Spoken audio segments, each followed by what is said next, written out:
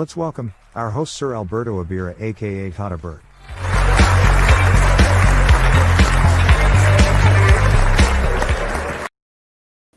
Ho, ho, ho, ho, ho, ho, ho.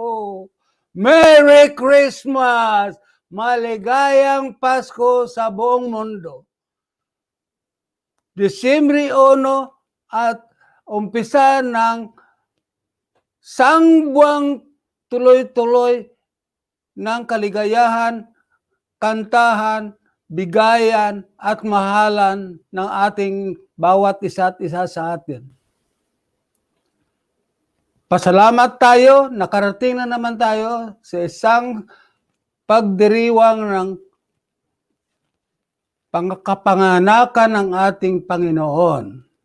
There's nothing more to thank than the birth of our Savior, the birth of our Lord. So, anything is for us to thank all the meaning and the hardship and the blessings, most of all, we have to be thankful. For now, we are sharing and celebrating the year-round Christmas celebration because the Lord has come. What more could we do but thanking God we are alive and we are in this situation, but that does not mean that we have to neglect the celebration in our hearts. No matter how sick we are in this situation, we will be still have to be thankful. We thank that we survived. We thank that we reached to this stage of our life. Not everybody will be enjoying us what we are, because enjoyment is how we accept ourselves, how to express the blessings that being showered upon us by the Lord. So, whatever is the situation, the mere fact that we are alive, thank God, and we will be asking for more, but we always depend on His mercy and His intention for us. How long could we stay in this world in order to fulfill our duties and His will of the Lord? So much so, we have to be vigorous, accept the existence, accept the challenge, accept what we have and what we have not. But here we are. The most important thing, we are alive. So we thank again and again. So, and thanking is a part of sharing, because the Lord. Okay, sandali lang at existence kamote.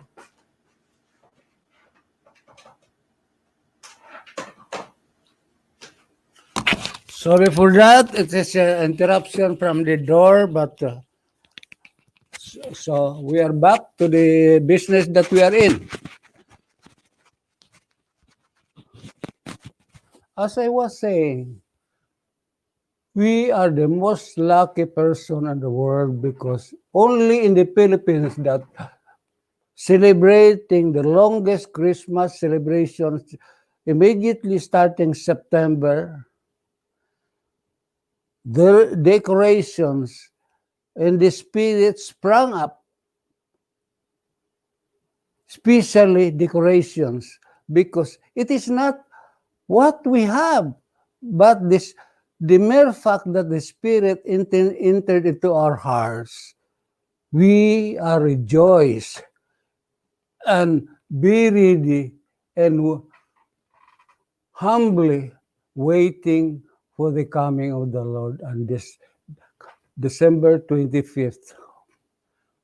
That is the most gracious day in every Christianity and the worldwide.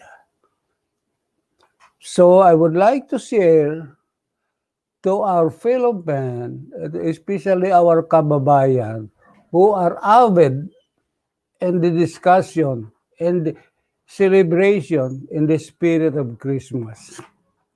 Christmas, coming from the name of Christ itself. But there are some connotations like the Jews, like the Muslims.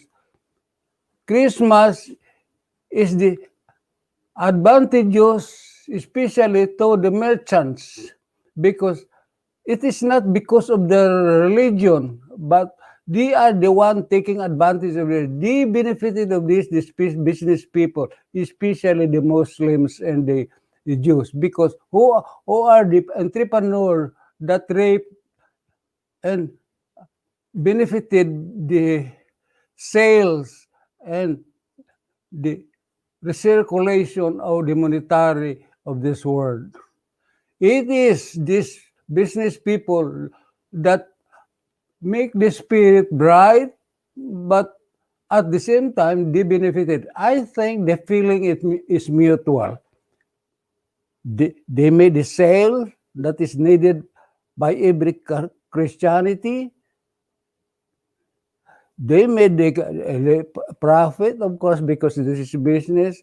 But on the part of the Christians, it is a rejoice, and there is no value how they express and thankful for the every life of an ends that we are having here on earth. The background is to show that that's how we are in the Philippines. Glittering lights, sprinkling stars now every for the whole year round. That is the spirit. Because everything, there is no lamentation, there is no regrets, there is no uh, madness, there is no sorrow, but everything is being leavened, that everything goes alive, welcoming the Lord Jesus Christ and this very month of the celebration. But the celebration alone cannot be complete if you are alone, because Christmas is sharing. It doesn't matter how much you share, the mere fact you care is good enough if you have nothing to share. But prayer and thanking the Lord on behalf of everybody, every Christians, especially the affected of these calamities and this season. It is an opportune time for us Christians, especially our kababayan, to show the spirit of bayanihan. Sharing a little thing is a big amount in the heart and the spirit of God, and the eyes of the Lord. A little amount will suffice to cleanse the thirst of the hungry. So, you feel elated, you feel on the seventh heaven if you gave heartedly without frown, thinking that you are doing it for the sake of love in the heart of the community, and especially the needy, especially the affected of this calamity and this past few months.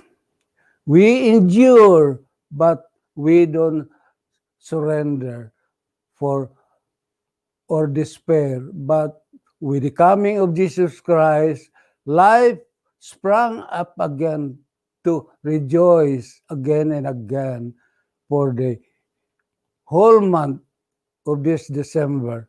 So, let's enjoy. Okay, but your enjoyment is incomplete if you don't share, remembering our kababayans that we are in need.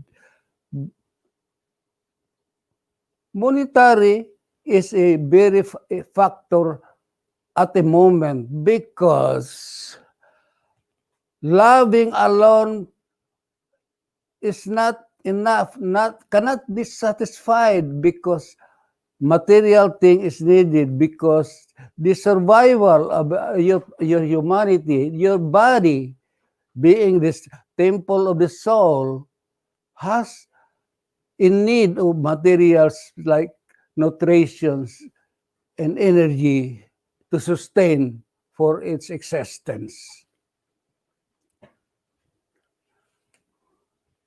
In the Philippines,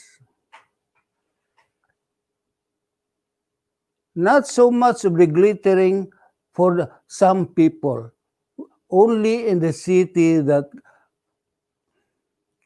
sparkling lights every now for the Holy Month celebration is enough to awaken your dead spirit if you have, but thinking alone of a celebration is a reflection of remembrance of the birth of the Lord Jesus Christ. And so, there is a connotation of the word that Chrismaka, because Christmas in the Christianity and Hanukkah and the Jewish, it is a connotations because it is not in any language the meaning is one, praising the Lord. So much so for that, in our community, the response of solicitations to raise funds to be sent to our depressed and affected kababayan is massive. Their works is very rewarding because they have a good response from the donor, and the donors are wholeheartedly given their support for every endeavor that these volunteers are doing. We will be expecting reports or acknowledging your donations. And of course, they might be giving a community report to the satisfaction of everybody who are doubting the integrity of these people. I'm sure they are doing it wholeheartedly because they care. Because if you don't make any action yet, it's not too late. Call on this organization like Tineros and Farmers and even the Knights of Rizal are having their own fundraising. So we don't have to question. We have to support this. Share your blessings, because the more you give, the more blessing you receive. This is a fact, an actual situation, and it is accepted wholeheartedly by the people, and they will be jumping of rejoice of a little amount that you send is a million thanks that you will receive.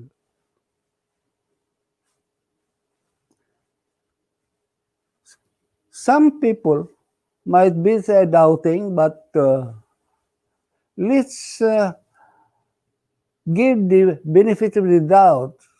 Let us trust and share. Share first before you doubt, because it's not a question, is it reaching to the right person? But I think God will supervise that all good deeds will be rewarded and will be accepted to the recipient of this needy that we are working hard for the sake of bayanihan and support of charity. So, celebration of Christmas, no other countries celebrated this special occasion the longest way and the most merrier tradition that we are having. It's not because too lavish of, of, of a fiesta, but the spirit is there. The kids are jumping left and right, maybe shouting and running around, especially to these glittering lights around the plaza or in the street. The spirit is alive, and how thankful we have, how be elated that at least we are part of this celebration now and then, and hopefully every year and year in and year out, we will do the same thing. Like this morning, we have also a TV conference of the heritage.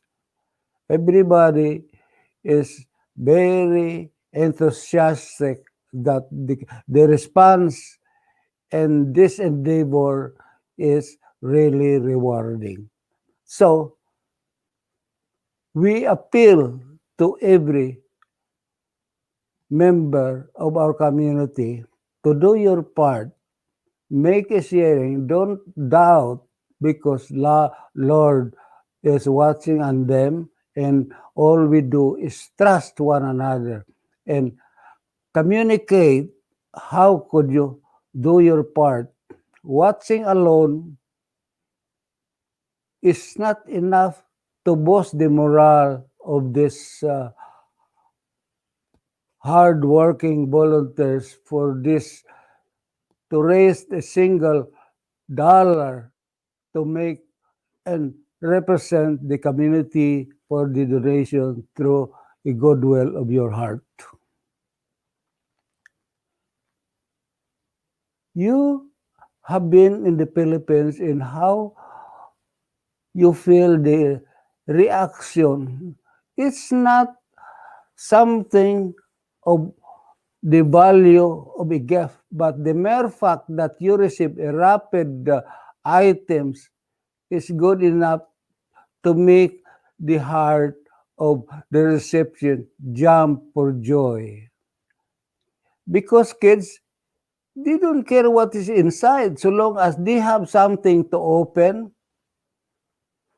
It's good enough. They have to kiss you as a parents or godparents or whoever the donor is, because that is the spirit of Christmas. But maybe some attitude might be changing because, as they said, children now would rather receive cash than items. But in either case, the spirit and the intention is the same. Whatever you care, whatever you would prefer to do, the reception will joyfully accept whatever it is in the spirit of Christmas. You could name so many traditions in the Philippines. In the city, we have a lavish celebration, but if you have experience with what I have when I was a child, we have a bamboo filled with gas and to light it, and how a little sound or sometimes will boomerang on us and we burn our eyebrow. But that's part of it because we don't have that luxury of expensive firecrackers to be thrown for a laughter in the street. But for us, during my time in the barrio, the sound of a soft sound is or a blow of smoke on the in front of the bamboo is the joy and satisfaction is as equal as to those rich kids having the expensive firecrackers and glittering Christmas carols, but the joy in every world and every part of the Philippines is the same. Nobody would say, I'm not happy that Christmas passes away because my gift is not that expensive, it's not that luxury. Nobody, no kids will complain because the mere fact of receiving is tantamount to satisfaction, and they are really grateful. You could see the smiling faces and the joy, and that is your reward as a donor. So let us not forget. Let us do the best we can. Prepare it to make this needy smile. You don't expect for grateful response, but the mere fact you are a donor is good enough. And you feel the blessings that will be showering at you. Not materially sometimes, but it could be in some other way.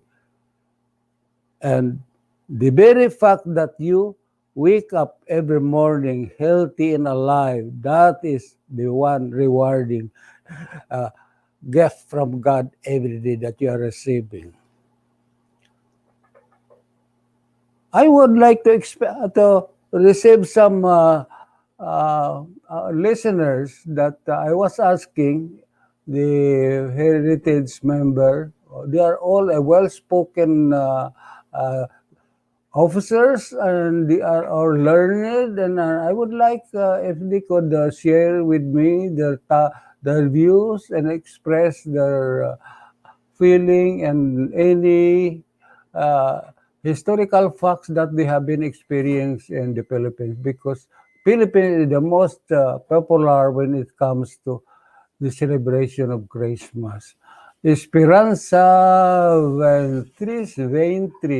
23, kagandang maulan na gabi. Magandang maulan na gabi. Oh, so it's raining there. Canadian Pinoy Radio. And Bunyon, morning from Tokyo. Hello, Tokyo. I'm glad that you good response and have a patience with me listening to my sweet nothings, and hopefully you could join me. Just come in and like the other night, the lady from Hong Kong, the lady from New Jersey called me, and then we have exchange of ideas too. So, uh, who is that? Bioni Bantay. Correct, Tata BERT. Every gising is a blessing.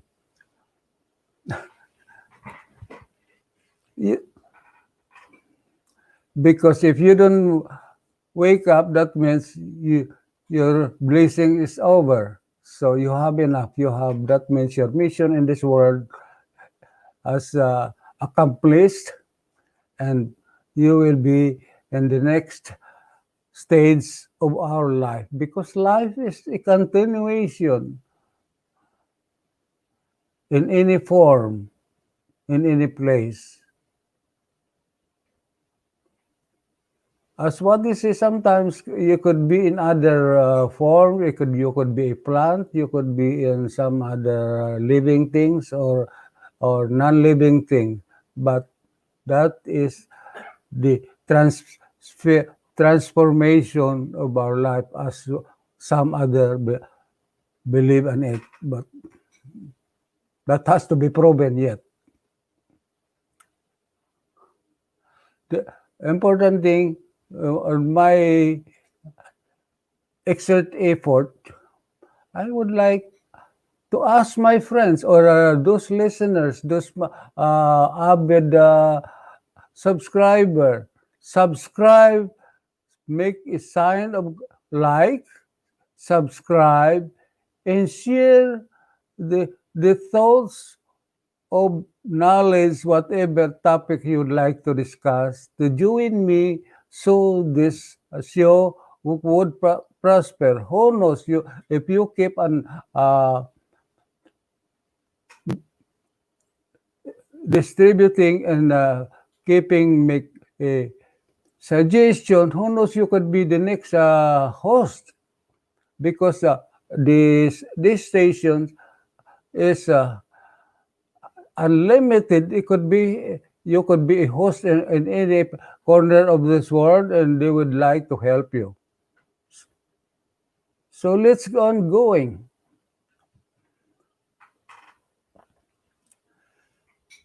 This celebration is always a sign of relief for every Christian because they give us a break for our continued monotonous activities for our survival.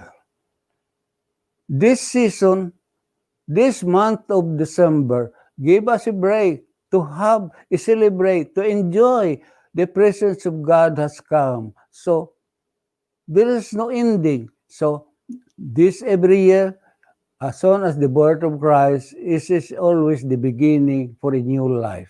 So we expect a new life, and we have to be preparing that the life must go on.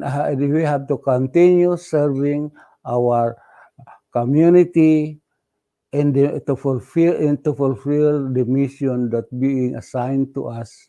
So by doing it rightfully, it is a very rewarding because you would feel that you will be alive, stronger, and you will be working harder because you want to enjoy more, because you want to share, because you love your families. So enjoy whatever you can. Don't despair because aggravation and your life will never end because it's you who make your life miserable. Take life easy.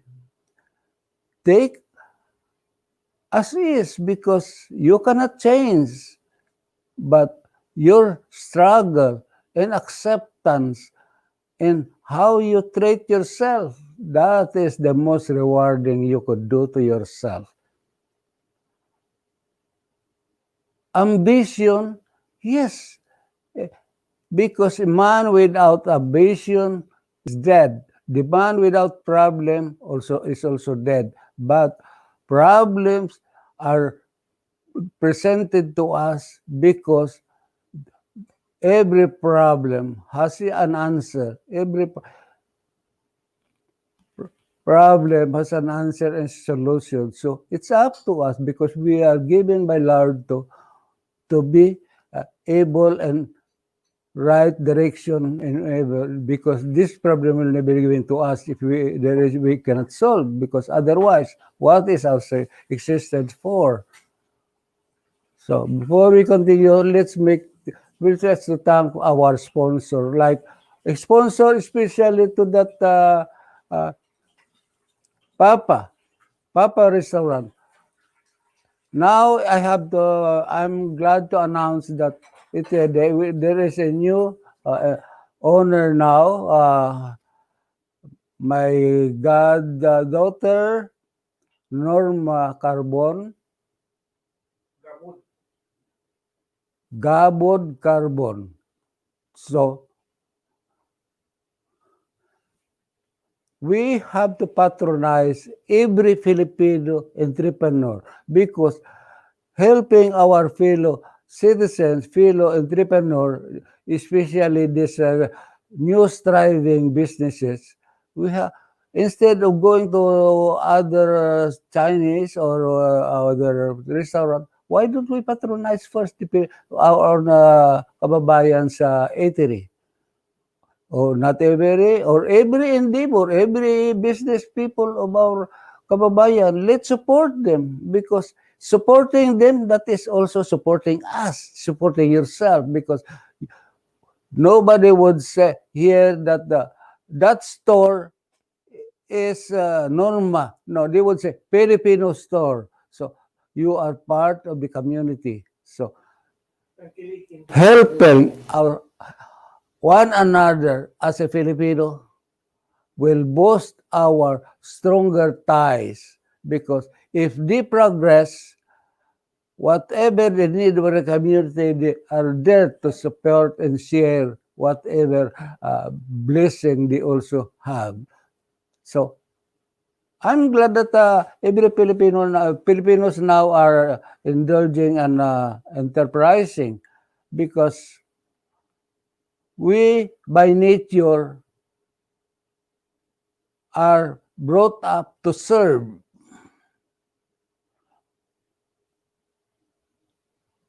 And we only always rely on the foreigners, like the corner store or sari-sari store. Mostly before is owned by foreigners, especially Chinese, because they're the only merchants before. But now it's coming. Every nationality is already around in our country. So, but there's nothing wrong with that, because it's a competitive world. Because if you don't make your own business, somebody will. So don't hate them, but make your own, and make every Filipino aware that you exist, and we will be asking everybody to support our fellow kababayans and this venture of a little small business. At least they are trying. So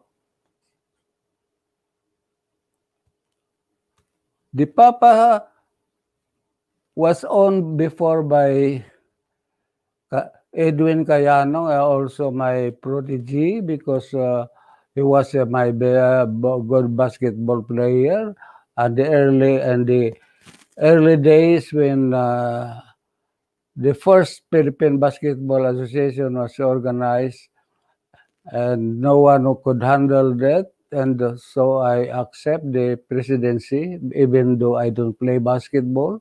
So I managed to negotiate the city to have a space. Actually, I was already a director in a community center in Saint Laurent, and so the community center there had a little basketball court, and I allowed the Philippine team to practice and hold their own league, which very rewarding, because that is the passion of every Filipino young boys, to have to play basketball, because basketball requires height, but who cares about height? But so long as they could handle, they could run, that's good enough for them. Of course, we are not the potential NBA products, but who knows, some days if with the marriage of every nationality, who knows, somebody we could how we could produce and have a product of a possible NBA players, as we have been dreaming for years and years. Because height, when picking of basketball, requires height. But oh no, so we will attain to that. We have the speed, we have the skill, but height is dominant. I am still waiting for these co-board members and the heritage. Well, in fact, I was very happy that heritage was able to obtain funding from the government, and our officers really managed to distribute to the right persons that intended to, and the president had very glad to make a report that the sponsorship and through the guidance, especially the computer literacy, what Mr. Abdul is doing is very much welcome, especially to the senior who, like me, are innocent about it, but with his knowledge of sharing, little by little, we are getting forward. In fact, for the first time, I attend the meeting, and uh, a long distance meeting, but we are facing each other through computer, through images of this modern technique of technology. So we have to adapt the situation, because who knows this situation of distancing might last. For me, I could predict that we are lucky if this will end in the next 2 years. But I hope it will not be lingering, because this virus is really creative in penetrating the situation, and sometimes it's dropping the number of affected, and time and again will come back. So we have to bear it. So this is the new normal that we have to face. This we have to be doing, hopefully, no less than 3 years. If it will exceed than 3 years, that will be too much and affecting the industry, especially our economy that is deteriorating. We are praying that somebody will discover the treatment of this virus that affecting the whole world. I hope my sponsors will be flashing. So I encourage that some Filipinos are already well off, like some are already retired. Put your money in business if you can, if you have energy, because by doing so, you are creating employment, you are creating the community, you are paying your taxes, which will contribute to the progress of the country. Because little things which mean a lot will be continuations of added every single centavo that makes the country great. Like Canada. Here is the, or everybody, please, this is the card of Papa. It's a very nice layout, and you have the address, you have the phone number. You, all the Filipino foods, I think, is very palatable, and you will be enjoying it because you are a working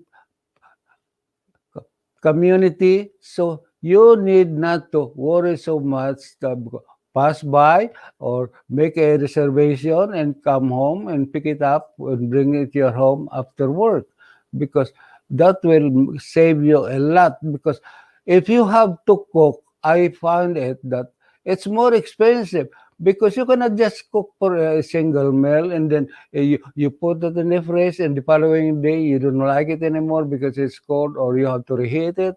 The taste is different. So it always be refreshing if you buy a freshly cooked Filipino food, that especially like fried, dried fish like bangus or dying, whatever. You have to cook in your apartment or your building, which is closed. It will be smelly. Let them cook because they have the exhaust, they have the right uh, kitchen for this smelly food of ours. Because we will never forget that toyo may be that smell, but it is a precious thing in our palate.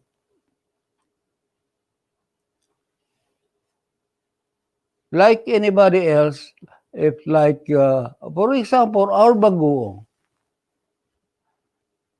If you cook your bagoong inside your building, the whole building will be knocking at you. There's something wrong with it. But let the kitchen, Filipino kitchen, cook for you. So it will be a relief that you will be eating the food that you want, but it's already prepared and ready to serve when you come home.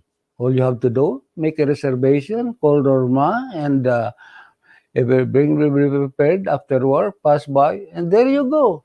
Bring to your kids, your family, when you reach home, and enjoy the Filipino food cooking. So much so for that, back to the fundraising of this, for the extension in our bayanihan spirit for our flooded victims. This donation, as some would say, that according to BERT, the donations are getting slow compared to that the case of the Yolanda.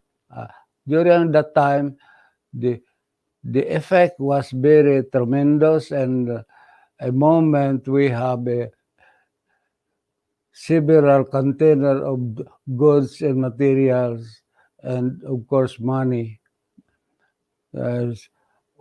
Sadly, that up to now we don't have acknowledgement of reception of the receipt of these items we send, and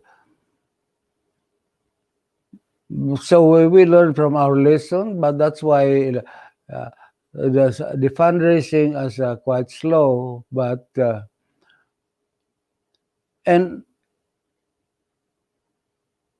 you will be surprised that before only farmers are doing the fundraising, but now there's another 2 or 3 associations that making the fundraising. Why can we? Okay, everybody has an option to make their own fundraising, but that will confuse our neighbors, because you are asking here, and on my left and on my right there is also asking for the same purpose.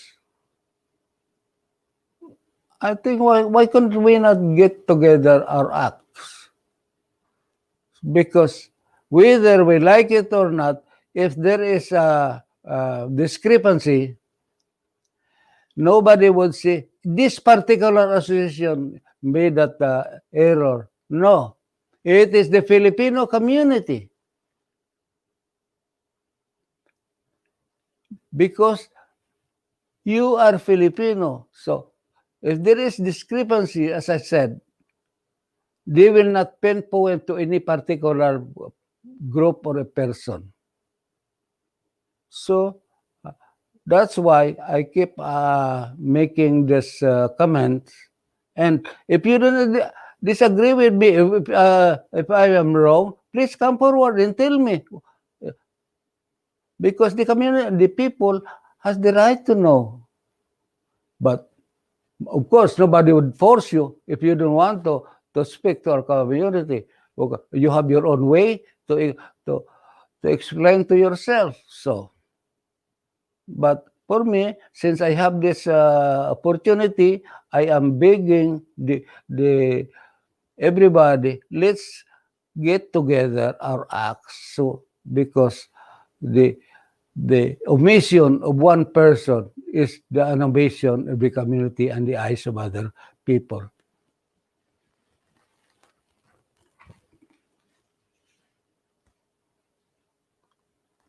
Back to this situation, time and again, as we could see in our TFC or Philippine channels, are rebroadcasting every event in our native land because we are affected on this. Now, they want to discuss and study what is the fault of this illegal loggings.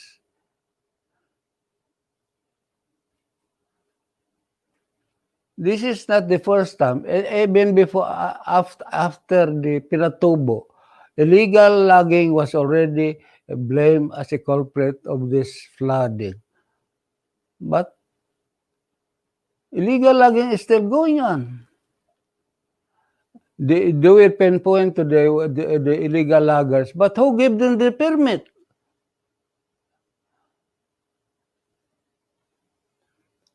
So that's a question to ponder. Just like any other problems which is could easily solved, but only being brought up an election year. And somebody even suggests that hopefully this medication of the COVID-19 will not be used as a political tools.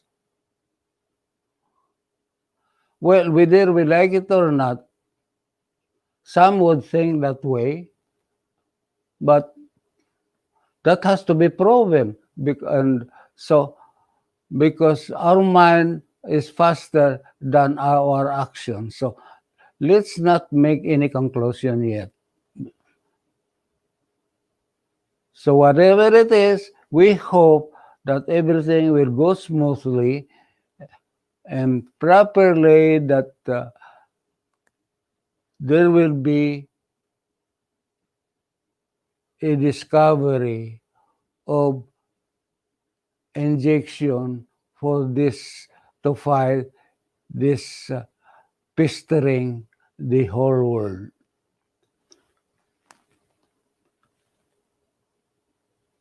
But the situation is there. So since this is a new day of celebration of Christmas, let's enjoy it. Let's start enjoying it by sharing, but and hopefully this every Filipino association will start their carolings and merrymaking through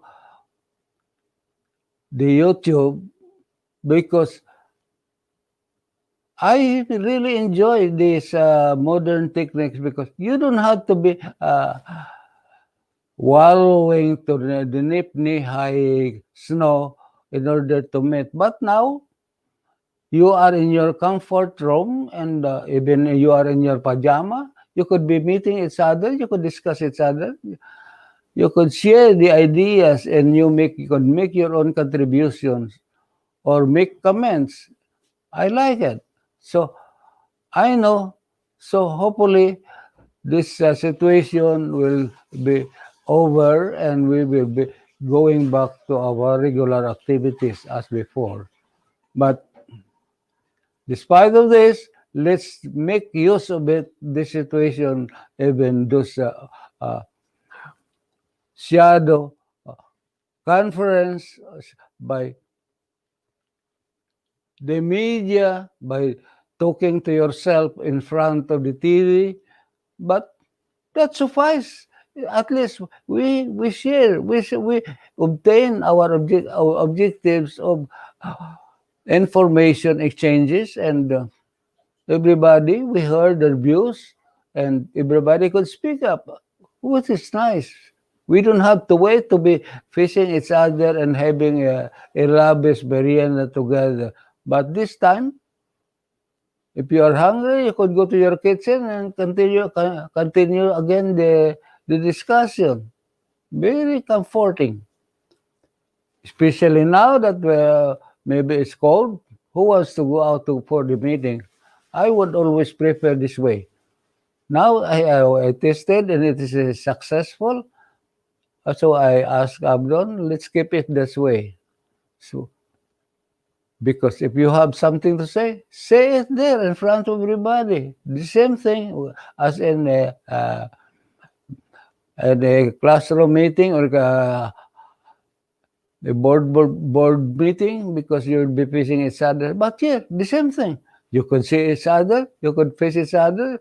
So exchange ideas.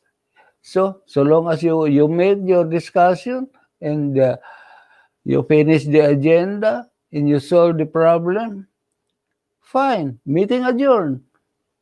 And the next meeting would be to be announced. Like, because I know, like, the Heritage is very active. They have the bingo every other day.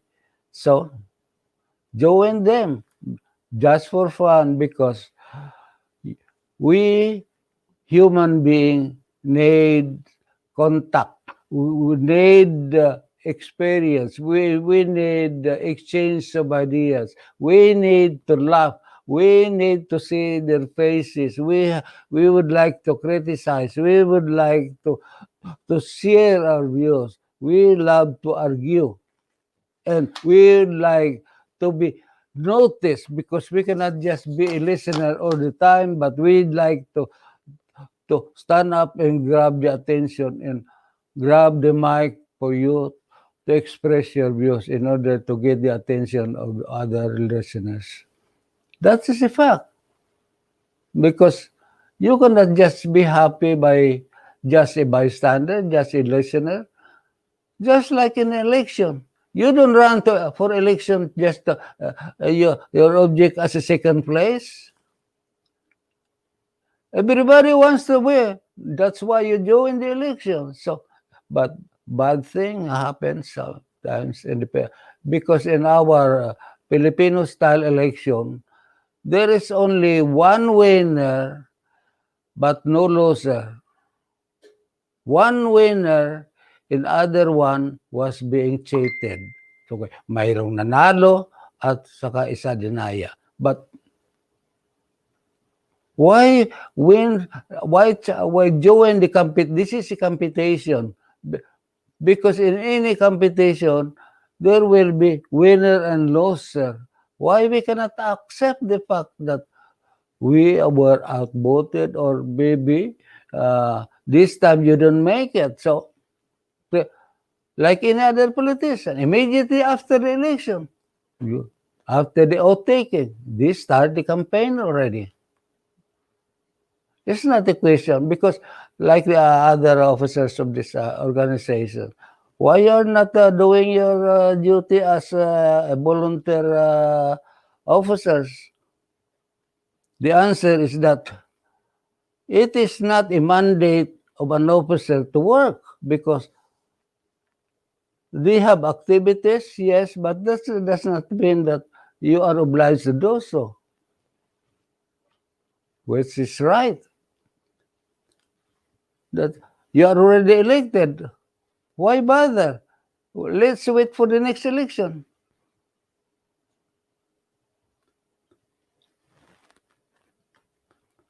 Oh, I think I'm doing right, because the time flies. Okay, 9:54. Oh no, so only 5 minutes more. I'm off. So I have to cleanse my thirst, but I could stay in my comfortable chair, which is very good, because this is well planned and fixed by our technician Jonathan, and all I have to do sit down and keep my authoring suggestion or talk or any request. My throat could be dry, but who cares?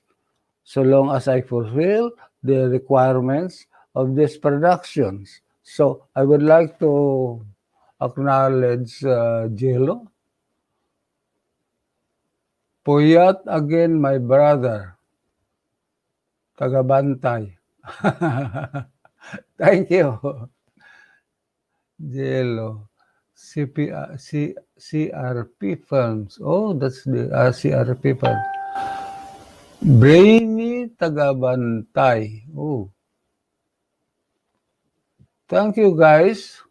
At least you have the patience to be listening and watching my uh, stammering comments. But at least not so clear, but the message was transmitted that we need cooperation. We need to help. We need to go hand in hand with these volunteers that doing the right thing of making efforts for the fundraising for to to donate to the needy affected with these calamities that we are suffering. Hey, Malo Bailey says, hi, Tata Bert. Thank you, Iha.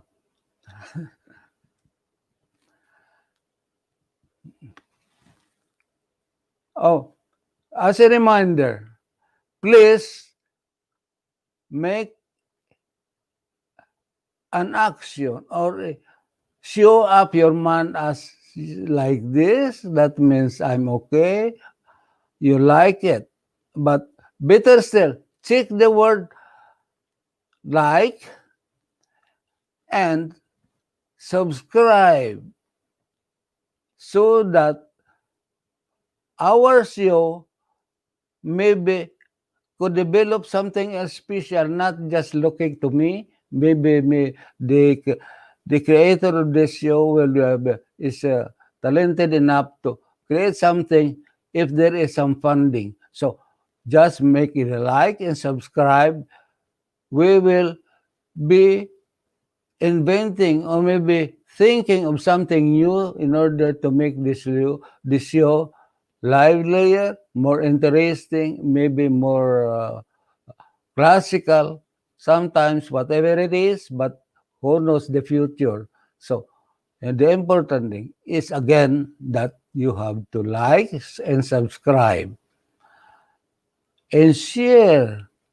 Marami pong salamat because I have only 2 minutes and it's this remaining 2 minutes that I will be thanking Lord for make this show prosper to the best of my ability as I can, although my throat is dry, but I have to finish this.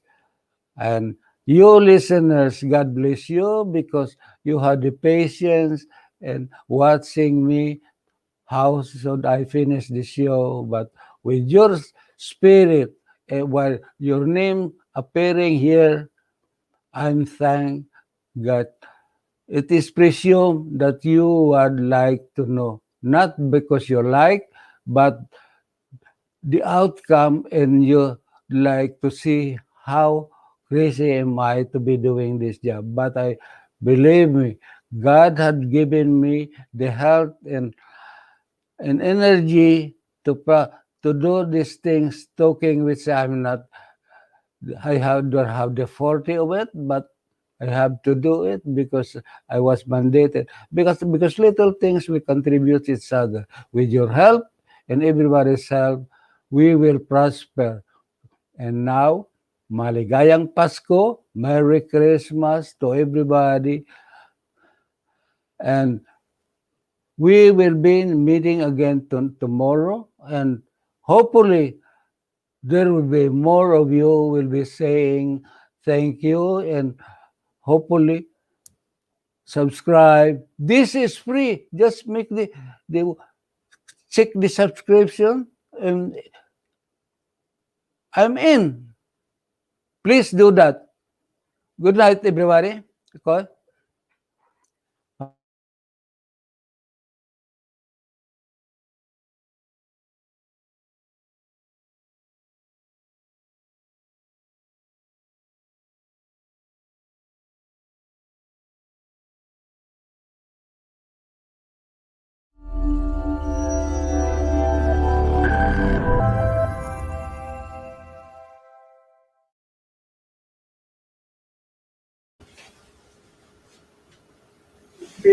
Tingnan ko sa Facebook ko tayo. Tapos na kayo. Saan na yung iPad?